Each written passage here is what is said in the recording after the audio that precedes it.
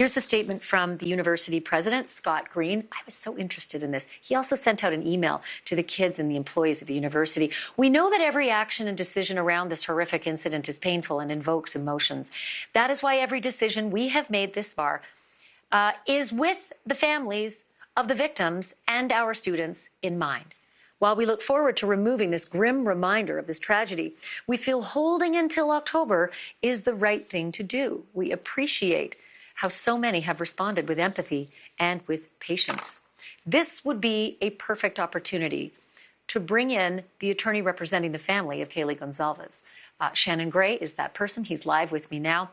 Shanon, we've been going back and forth on this for months. The debate, the Goncalveses and two other families don't want that home to be demolished, and yet the decision keeps going forward that it's going to be. And then this big change. Any thoughts about why the reverse?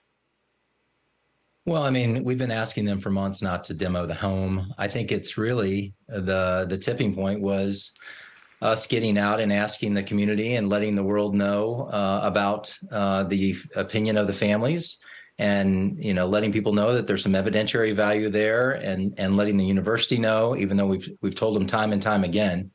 But I really think it was the outside pressure from the public, and I think it was from everyone covering this issue. So we were thankful to everyone that spoke up and said something to the University of Idaho. And if there were alumni or anything like that made contact with them, we really think that was the difference. We had to speak up. We had to voice it out. We were hoping there would be some public pressure that was put on them to stop.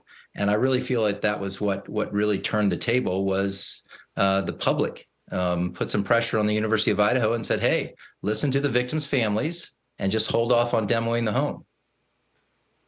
What has the communication been like with the university? Because I'm still kind of gobsmacked that the decision was made against the wishes of the families, although I do understand that not everybody agrees. The university feels that it is, I think they've called it a grim reminder, that they look forward to removing that grim reminder. I know the family of Ethan Chapin, his siblings, he's a triplet, his siblings still go to the University of Idaho. They said that one of their kids has a bedroom that has a view of the house. So I understand both sides. But how has the university been communicating with you and the Goncalveses and the other families who don't want that house to be torn down? Well, we've had some emails back and forth. I've expressed to them about how we thought that there was evidentiary value to the home, that the members of the Mogen family and some members of the Kernodle family and the Goncalves family did not want that house to be demoed. I listed to them an email stating the reasons why, and hoping that they would honor the wishes of the victims' families. Normally, we just get a response back that says, hey, we're moving forward with the demo of the house. And so, Steve and myself and others tried to get the word out to let everyone know in America and across the nation that it's important. The University of Idaho needs to just leave that home alone. I was hopeful that they would just say in their statement that we are going to leave it at home until the trial is over, instead of just saying October, even though this trial is scheduled for October. But if it gets delayed and gets pushed back, I'm hoping I don't have to have this conversation with them again. I'm hoping that they'll just continue to delay the demo of the home until the trial is done on this case. So I have a two-part question. One is about the remediation efforts that are continuing and are supposed to be underway now and maybe even over soon. Will that profoundly affect any kind of jury visit? Because you and I both know that remediation can be the removal of walls and floors, and things can be very different than they were the night of the crime. And then on top of that question, I'll just add, in the remediation, they've removed a lot of the personal items of the kids. Have the Goncalveses been given Kaylee's belongings?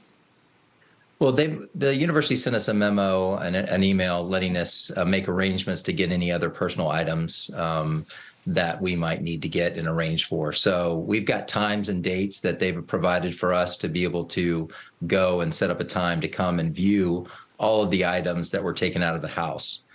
So that's the first part of that. The second part of that is that I don't, even if there are walls taken out or things like that, entry points, exit points, there's a lot of evidentiary value that the jury may find in that home, and vantage points of, I don't think they'll be removing floors, stairs, things like that. Part of this remediation, I think, is just removing the items and cleaning up the residence to make sure it's not biologically unsafe with anything that was left behind. So, but I still think that it will be important in this case in some way. Thank you for watching. Go to newsnationnow.com to find NewsNation on your television provider. And don't forget to click the red subscribe button below to get more of NewsNation's fact-driven, unbiased coverage.